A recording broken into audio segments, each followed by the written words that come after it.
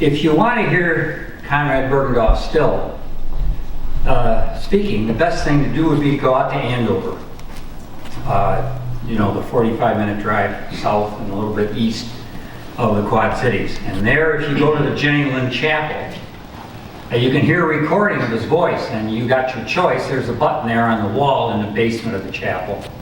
And you got your choice. You can flick it up and hear it in English, or you can flick it down and hear Bergendoff speak in turn of the century Swedish. The texts of those two sets of remarks are almost identical. But there's one difference, and the difference is rather illustrative of what I want to talk about today. The Swedish version is a little bit longer than the English version. And at least my translation of the difference in the Swedish version, the little extra is this. Bergendoff says in that Swedish version, when you flick that button down in that direction, the new land had much to give in material things, but it was poor in comparison with the spiritual gifts the children of Sweden could bring with them to that new land. That statement is not in the English version. Evidently, he thought maybe speaking about the poverty of Middle Western America, to which these immigrants came with their rich 1,000-year heritage and tradition. Maybe he thought that would offend the English-speaking listeners. Anybody who wandered into Andover from goodness knows where and flicked the Swedish button wouldn't be offended by being told that the Swedish immigrants who came here brought a rich 1,000-year heritage with them that the American Middle West didn't have to offer. And that difference between the English and the Swedish versions on that tape out in Andover reflects a really vital factor in Conrad Bergendoff's understanding of himself, or as immigration historians want to talk these days, in his identity, his sense of who he was and how he fit and where he belonged in the world. Kai, and the publicity that he distributed for these Frieze lectures this year, indicates what several of the identifiers that we know Bergendoff by are. He was the first historian of the Swedish Reformation to write a description of that series of events in English.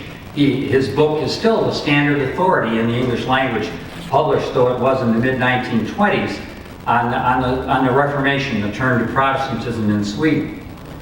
He became one of the leading ecumenists of the 20th century, really, and certainly one of the foremost Lutherans to take a position indicating that Lutherans ought to be in theological and spiritual conversation with other Christians. He was one of the first to recognize, in fact, that there were actually Christians who weren't Lutherans. He was a prominent educator. He was an important person in Illinois educational politics, if you can speak of him in that way, and he achieved a kind of national reputation as a person who stood for Christian values and their appropriate place in higher education in the 20th century, at a time when most of American higher education, as we're all well aware, had become essentially secular. He was one of the principal interpreters of Scandinavian culture in American society in the mid-20th century. And he interpreted that culture both locally in the Quad Cities and especially in Rock Island, but really all around the country. He became one of its principal intellectuals. That is, one of the principal intellectuals of Swedish-American life. And as such, he achieved a national and eventually international reputation. All of that was for Bergendoff a kind of labor of love. And it had a great deal to do not just with his intellectual principles, but with his personal, as I said, self-understanding or his identity. It was a labor of love for him, as I indicated. And as important as it was to him intellectually, it was at least equally important to him personally.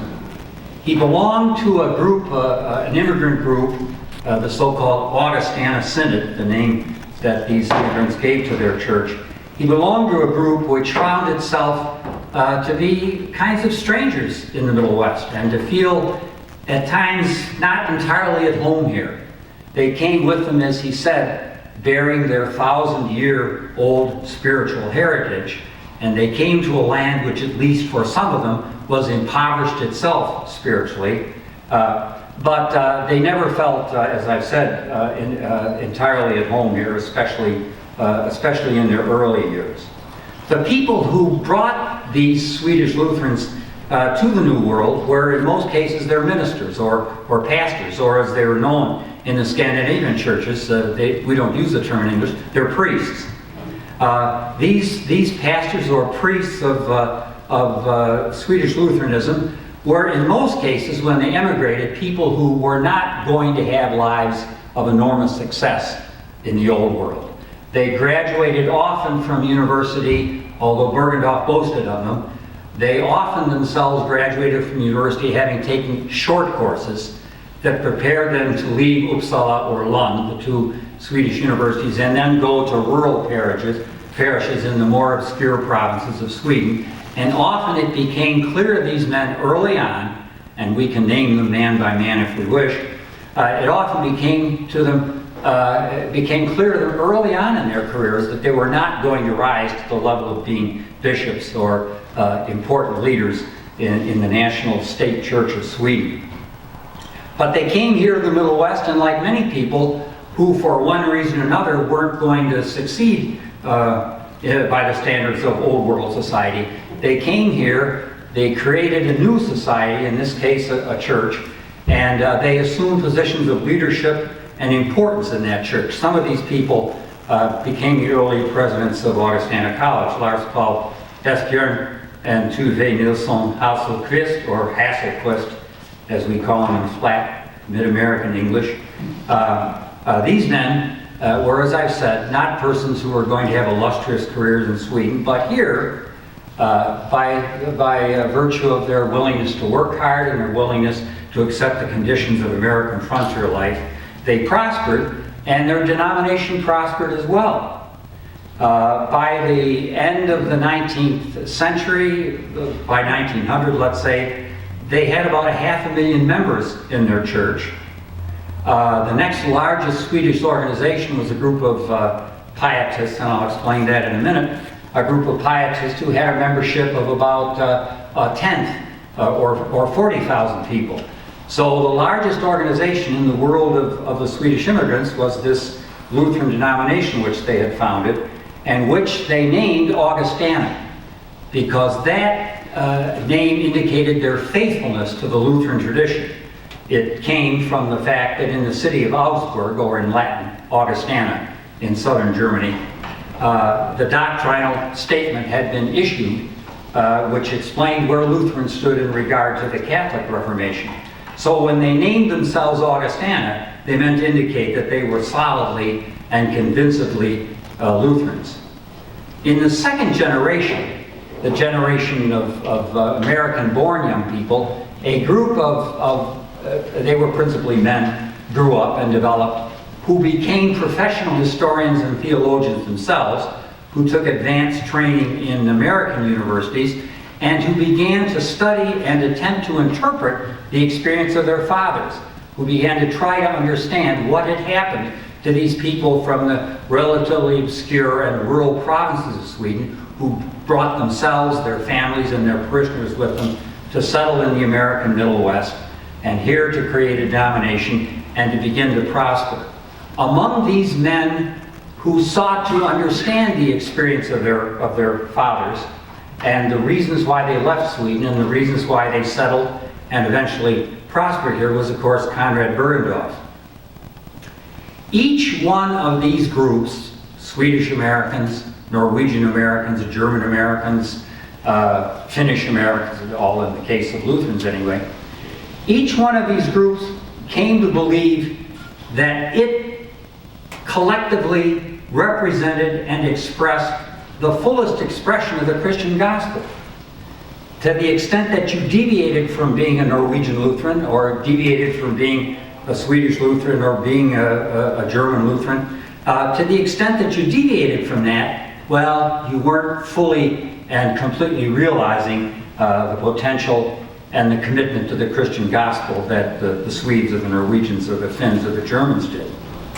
But now this second generation of historians began to ask themselves, what had happened with their parents? Why had they left? And what had they learned about themselves here? And why did they make the rather parochial and extraordinary claims for themselves that their religious groups did make? And that's the course that Conrad Bergendoff himself took. He began to try to understand where he had come from, why his parents thought what they did, and why they imbued him with the values and the ideals that he had developed. He had grown up, his father, when he had finished theological school, for the father was a minister. The father left Rock Island, where they were trained for the ministry, and became a rural pastor in Nebraska. He stayed there as long as he could stand it, and then got a call to Middletown, Connecticut. And so, can you imagine picking up this immigrant family and moving them from rural Nebraska clear across the Middle West and Ohio and Pennsylvania till finally they arrived in Middletown, Connecticut. And there in a small wooden church on the fringe of that prosperous New England town, Bergendoff's father became a pastor, and young Conrad grew up. I think they moved there when he was 5. Bergendoff tells that he remembers going up in the steeple of the little wooden church, looking across the roofs of Middletown, seeing these great brick churches that the Methodists and the Episcopalians and even the Catholics had begun to build, and thinking, here is this little wooden Swedish-American congregation. But from the balcony or from the steeple of the church, Bergendoff says, he saw Halley's Comet.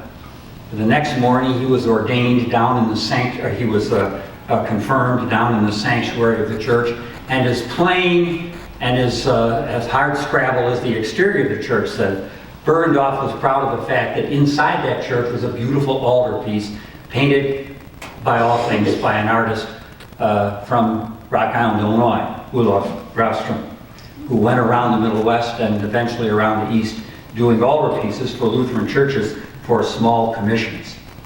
Bergendoff came here, he graduated at the top of his high school class with a group of young people who went to Harvard and Wesleyan, which was in Wesleyan University in Middletown, to Yale, to Pennsylvania.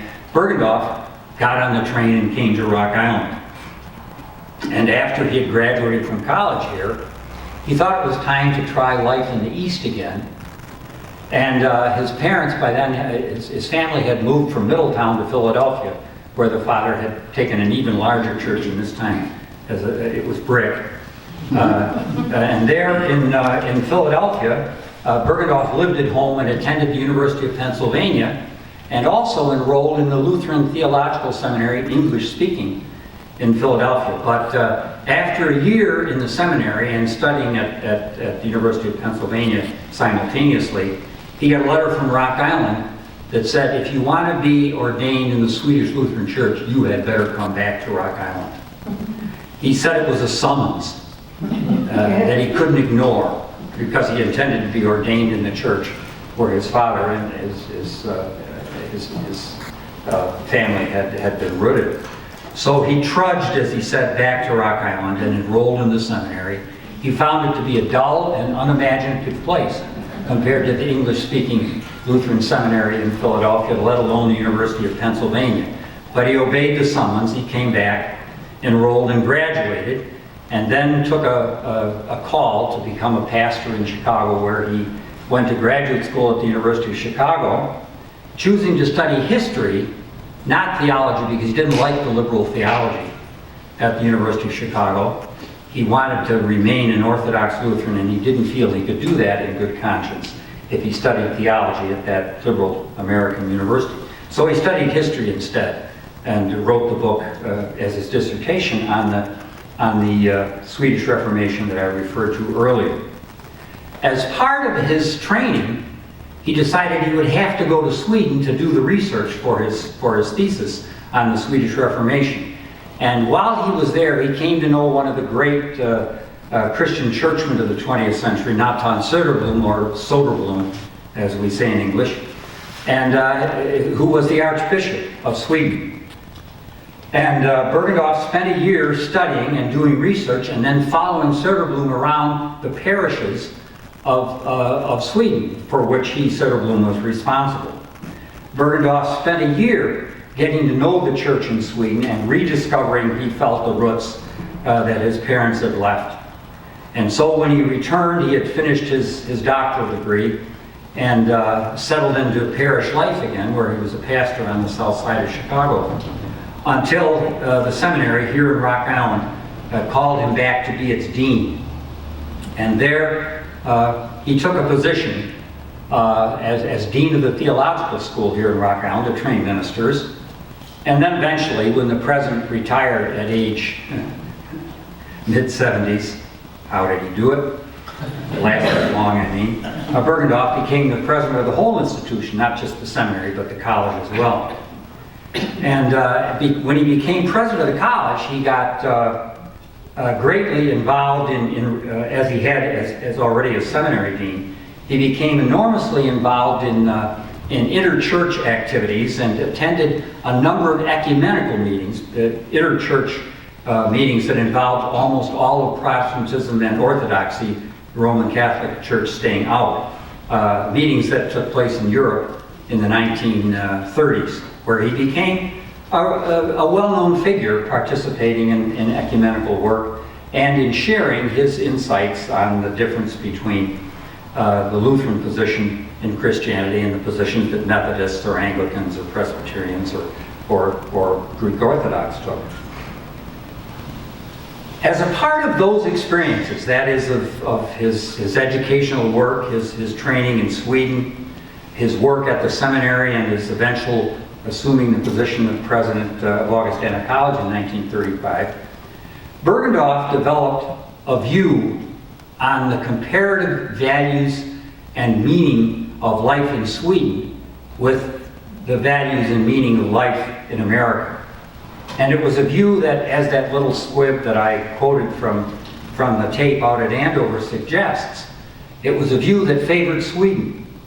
Up until the time of the Second World War, Bergendoff believed that if you wanted to look any place literally in the world to find a society in which Christian values were truly realized and had struggled with some success toward fulfillment, you ought to look to Scandinavia.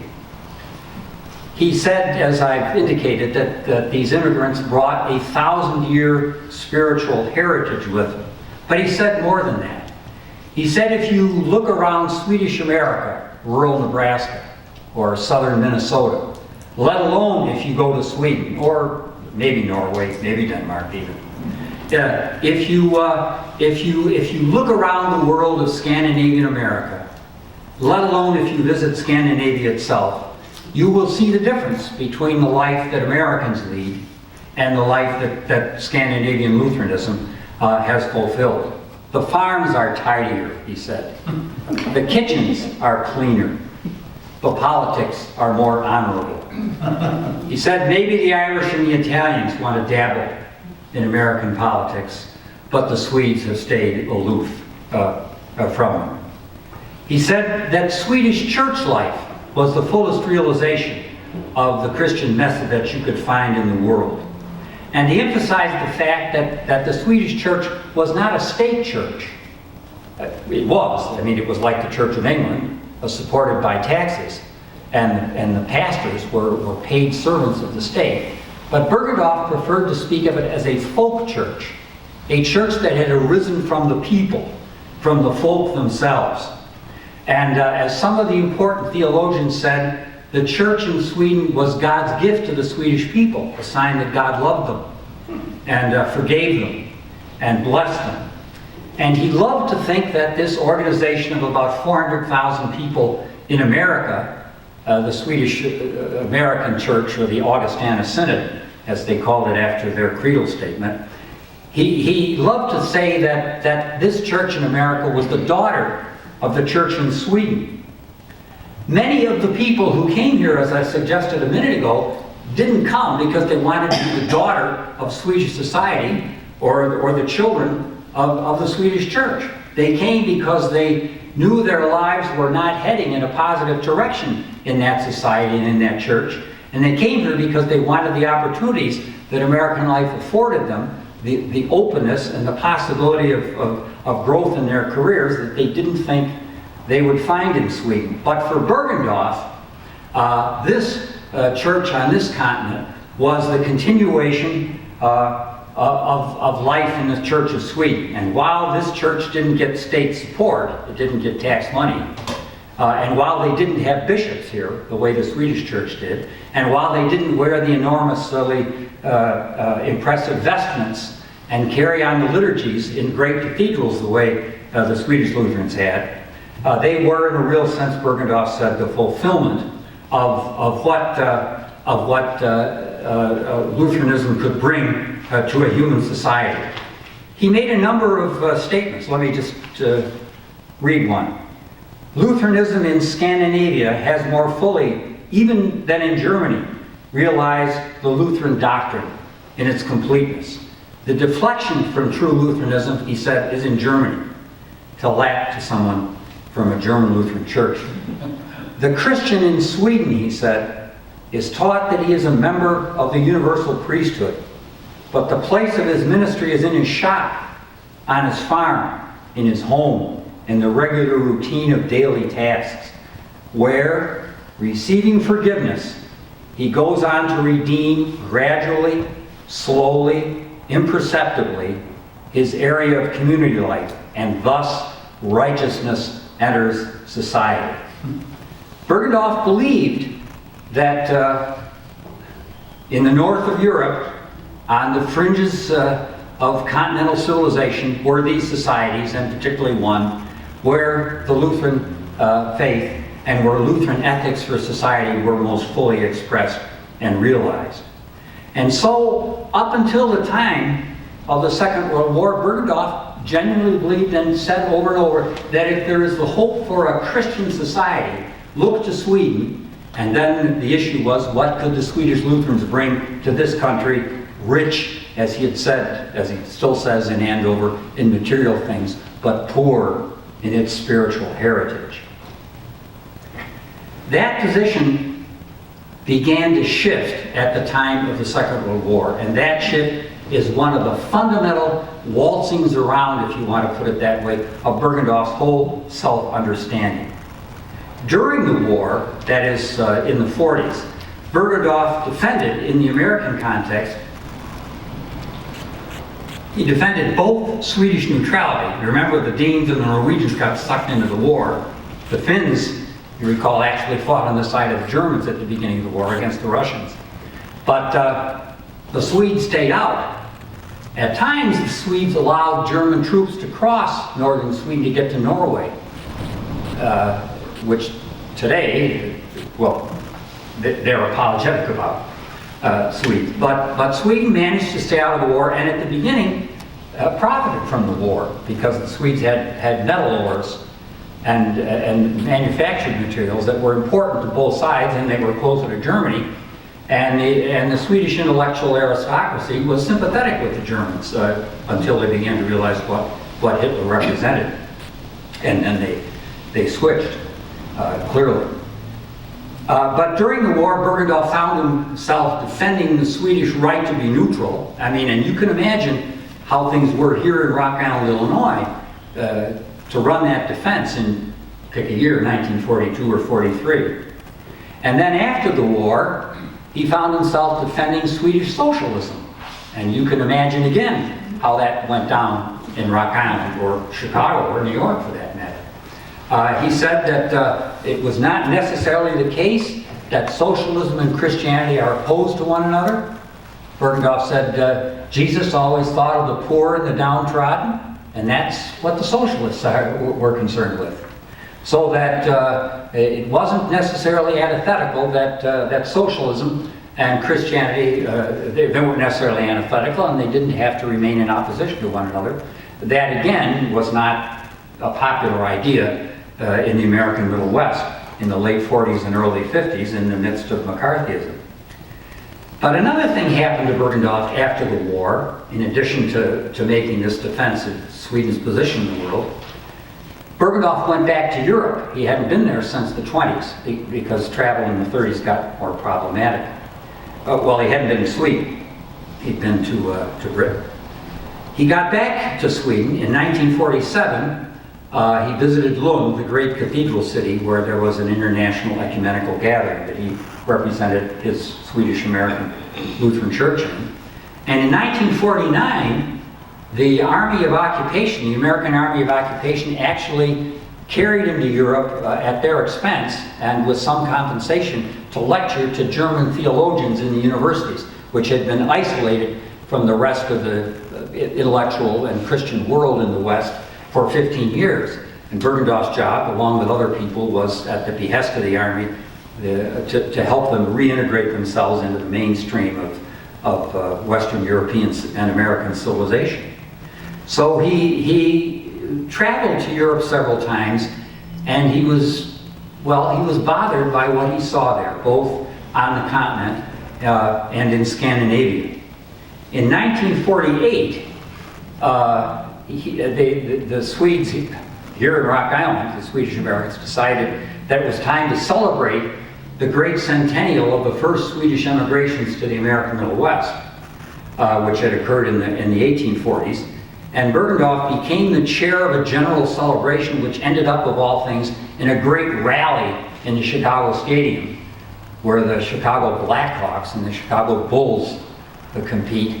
They turned the stadium, Chicago Stadium, that great amphitheater, into a rally of celebrating the Swedish-American centennial in the Middle West. And who should show up but Prince Bertil from Sweden and Harry Truman, looking for votes. It was 1948, and Truman had the uneasy feeling the Swedes weren't going Democratic. They hadn't in 100 years. There was no reason to believe their political habits had changed. But in any case, there on the floor of this gathering of tens of thousands of people, Bergendoff with the Prince of Sweden on one side and the President of the United States on the other. There are pictures, wonderful pictures. Bergendoff is looking very serious, almost worried the way you would if you were sitting on this potential powder keg. And there's Harry Truman laughing, slapping his knees, grinning, having a great time, getting ready to defeat Dewey and make fun of the Chicago Tribune in the process. But in any case, Bergendoff spent the late 40s, and that's the point of this, celebrating his tradition, both by going to Sweden and by becoming the national chairman of this great celebration of the 100-year anniversary of Swedish emigration to the Middle West.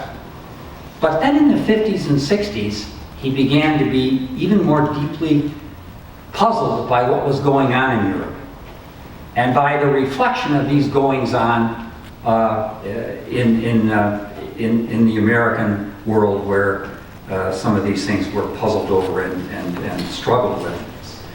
A Swedish novelist, Vilhelm Moberg, or we would say Moberg, M-O-B-E-R-G, published a tetralogy of novels about the Swedish immigration to America called The Emigrants, or the Utvandrare. And that tetralogy, that collection of 4 novels, depicted, Bergendoff said, self-seeking, secular, almost pagan Swedes who settled in the Middle West, whose lives were not influenced or ameliorated by the Christian gospel. These were people who looked for the best land they could find, who competed with their neighbors, who struggled with the non-Scandinavians around them, and who fought competitively for advantage and for primacy in a world to which they had lately come, but in which they learned to play the game by American rules, and which they began to succeed. They built great farms, they bought machinery, they prospered, and as far as you could tell from reading Moberg, they had very little interest in matters religious. Bergendoff was not assuaged when he discovered that Moberg made fun of the Augustana Synod, not in the novels, but in comments to the Swedish newspapers, where he said they were a group of uncultured, almost anti-cultural religionists who didn't understand the real meaning of contemporary Scandinavian American life and the roots from which their grandfathers and grandmothers had come. Moberg troubled him, but even more was the reception that Dag Hammarskjöld's autobiographical statement, published posthumously in the 1960s, received.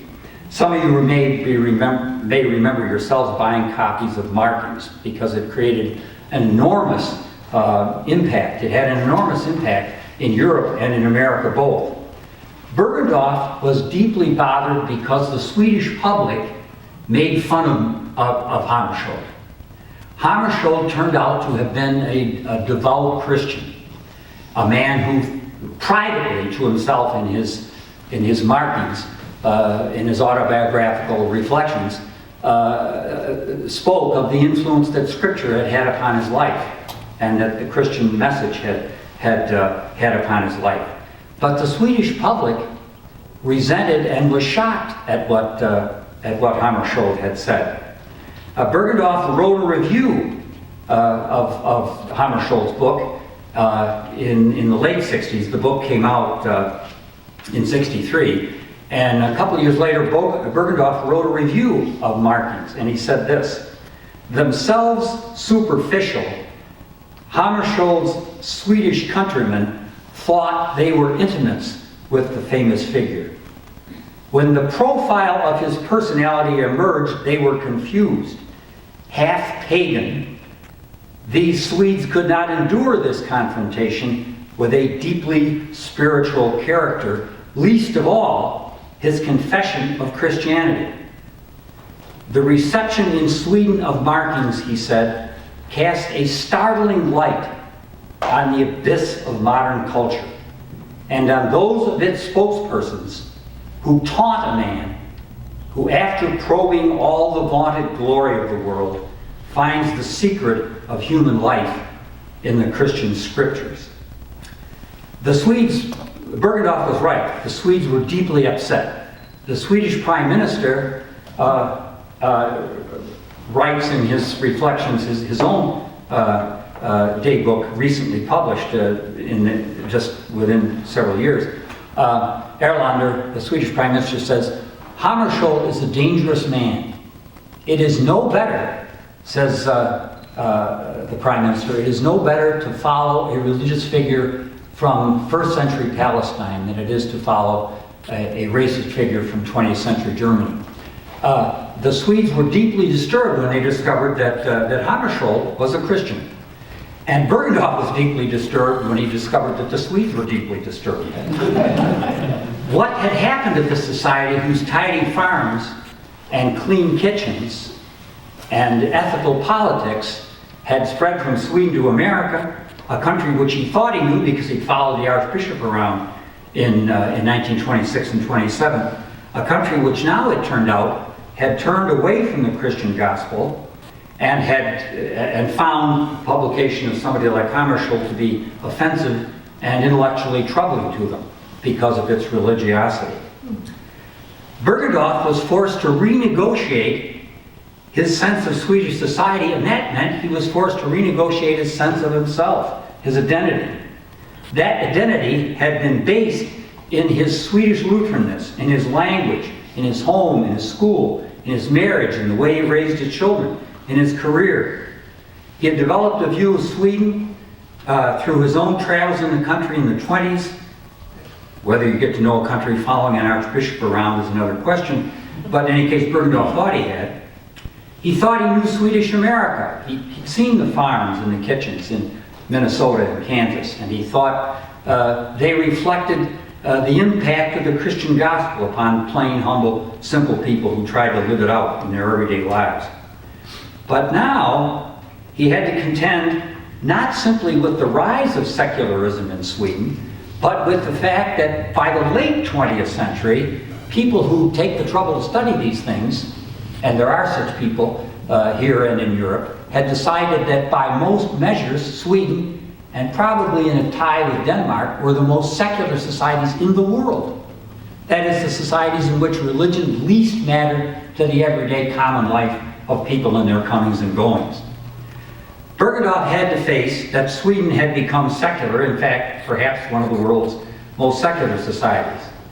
And so Bergendoff had to stop offering Sweden as evidence of a place where you could go if you really wanted to see how Christianity could be lived out in everyday human life.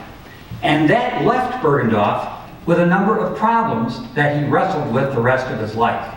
If the shift occurred at the time of the Second World War, and if by the 60s and the reception of Hammarskjöld's autobiography he had realized the depths to which Sweden had moved from being a Christian society to being a secular one, perhaps one of the world's most secular ones, it left him with a number of problems. And I simply want to indicate these in concluding.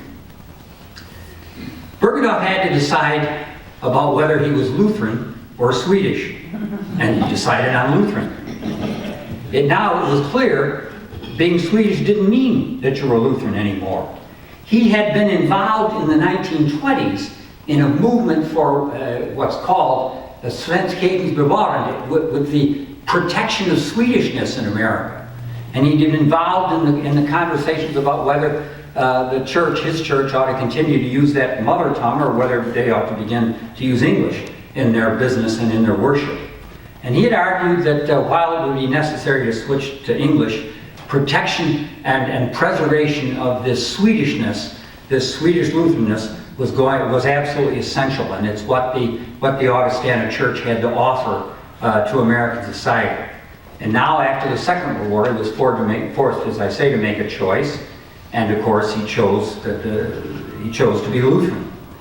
It dawned on him slowly that maybe the Sweden he had got to know following the Archbishop around in the 20s, when he had been his assistant while he was doing his research on his dissertation at Chicago, that maybe that Sweden was an interruption in the general arc or trajectory of Scandinavian life in the 20th century. Maybe it was not indicative of anything except that the Archbishop himself was a strong and powerful figure who left a wake of admiration behind him, but who didn't change the nature of the move towards secularism in society itself.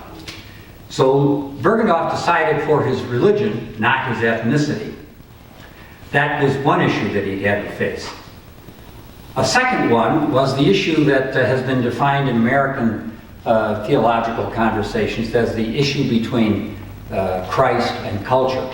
Richard Niebuhr, the great theologian who taught at Yale University for years, said that every person who's serious about Christianity has got to face the question of how they relate that religious experience to human culture. Niebuhr had said that Lutheranism took a position on the Christ culture issue, and Bergendoff believed that that position, following Niebuhr, was one in which understood that Christ, that is religious commitment, and culture, human life as it's lived out both on the intellectual and on the personal and economic and social levels, that human life will always be to some degree in tension with it. But Bergendoff believed, as I suggested, that in Sweden that tension had to a considerable extent been overcome. But now, after 1945, and this gets us back to Andover, Bergendoff had to face the irony of ironies. America was more religious than Sweden. And that was a matter he had a little trouble choking down, frankly. Bergendoff had always believed that, as I say, that these Swedes brought this enormous richness to America, and that America, which had plenty of machines and plenty of money and plenty of capitalistic competition, was not a society influenced by Christianity in the way that Scandinavia and particularly Sweden had been. But now, as I say, irony of ironies, here was a society that he thought had been impoverished, which remained religious, perhaps not in a way that he favored. He certainly would not have been enthused about contemporary evangelical political Christianity. But he had to face that here, well, in the silliest example, they had asked a candidate for office in Sweden, did he believe in God? He said, oh, I put that behind myself years ago. imagine Bergendoff, what would happen to a politician here if he or she were to say that. I mean, you know, you couldn't get, well, you couldn't be one of the people they make phone calls to you 30 or 40 times a night about in Rock Island County, Illinois. Now he began to say that there would never be any place on earth where the Christian gospel would really be realized in society. That is to say, now he began to take a position that said, well, Christ and culture will always be in opposition to one another, and you can't expect that there are ever going to be places where the Christian message will achieve actuality. It's always an ideal that you aim for, but it's not a reality that you can hope to achieve. And lastly, along with his having to make a decision about being Lutheran or being Swedish, and about having to face the question of the relative influence and reciprocal action of Christ, that is religion and culture, on each other, Bergendoff had to ask himself again what and how his church itself, his denomination, the Lutheran Church, how it ought to be constituted. Early on, he believed that Lutheranism had been a folk church in Sweden, that it had risen from all the people, and that all the people were part of it. At one point, he actually said, you know, if you leave the Lutheran Church, you leave Sweden. Well, you tell that to the handful of Swedish Methodists or Baptists, or to the Jewish people living in Sweden, or to the whatever. But Bergendoff believed that to be Swedish was to be Lutheran. Now, he wasn't so sure.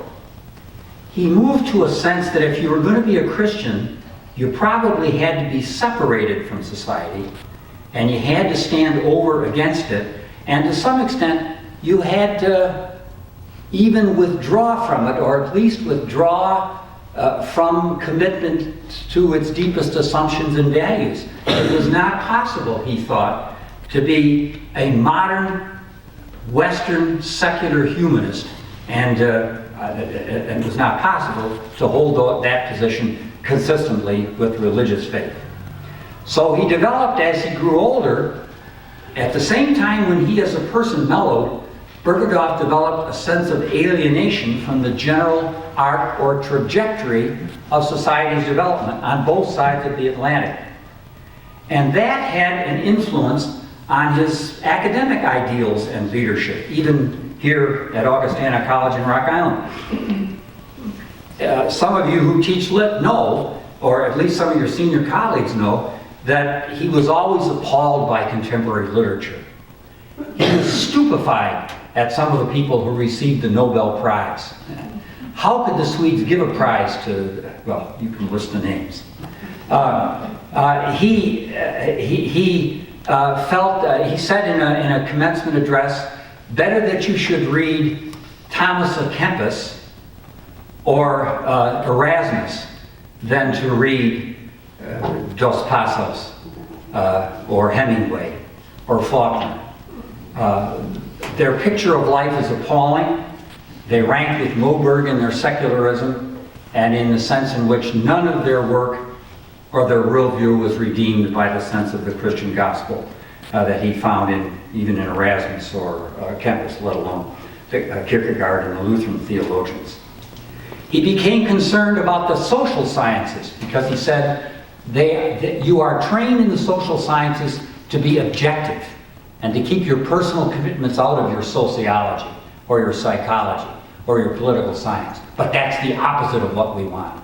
We want people whose deep Christian commitment conditions all of the way they look at society, the way they look at human personality, and the way they deal with human interaction. He was particularly negative, and said so explicitly over and over, about that unholy trinity of contemporary thought, Darwin, Marx, and Freud. He thought that Darwin, he wasn't opposed to evolution. He was opposed to the idea that it was blind and that God hadn't led it. He wasn't opposed to the idea that society was economically based. He was opposed to the idea that only power could arbitrate the conflicts between economic interests and factors in society. And he wasn't opposed to the idea that you ought to look inside yourself and try to understand the dynamics of your personality as Freud had. He was opposed to the idea that this act of introspection is unredeemed and uncontrolled by a sense that life is a divine gift from God. So what he objected to in some of the leading figures of the whole Western modern intellectual tradition, in this case Darwin, Marx, and Freud, was simply that they didn't recognize that all life and all thought and all culture came from God and was a divine gift itself. I don't want to speculate on cause and effect here. I said in other connections talking about this, my wife Kate teaches, among other things, epidemiology, and one thing I've learned from listening to epidemiologists is that sometimes events occur concurrently with one another, and it's difficult to establish cause and effect. So what you study is the simultaneous occurrence of events, never being certain that you can easily establish which is the cause and which is the effect. But I think in the case of Conrad Bergendoff, his self-understanding and his sense of identity underwent a really crucial renegotiation when he had to face that the country which gave him his identity had itself shifted its identity so drastically that from having been a country which he really believed in the 20s and 30s was an example of the realization of Christian values and ideals in everyday living, had become, by the measurements of people who study these things, one of the most secular societies on earth, tied for first place with Denmark. As I say, he didn't mind Denmark so much.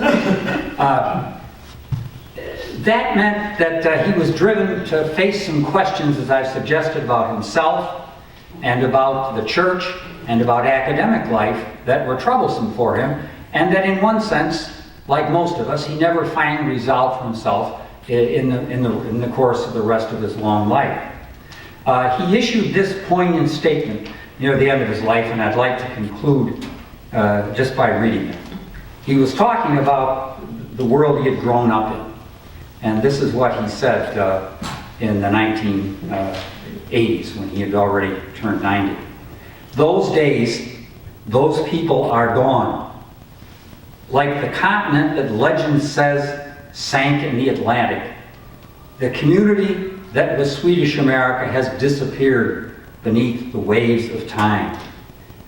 But as men once thought they heard in the evening stillness tones coming from that submerged race, so we too, if we try, can hear music of past festive occasions and the heartfelt prayers of those who sought a land truly good in soul as well as in soil.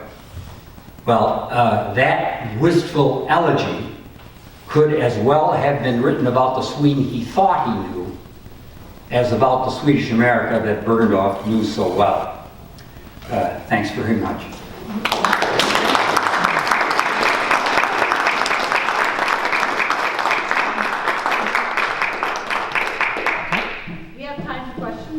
To entertain any. I would also like to encourage you to fill out the survey for a program. They're at the back of the room, and you can keep the pen. Yeah, sure. Any questions? Yeah. I apologize for not having read the book. Oh. And the answer is there. You can live that down. And you talked of many ways in which Bergendoff's view of the world changed after World War II. Yeah. And he specifically mentioned his view on a number of specific things like social science. I happen to be a social scientist. Yeah, right. I wonder if you can cite examples, you probably did in the book, of how he administered Augustana College specifically, given this as context. Yeah, I can, Kurt. I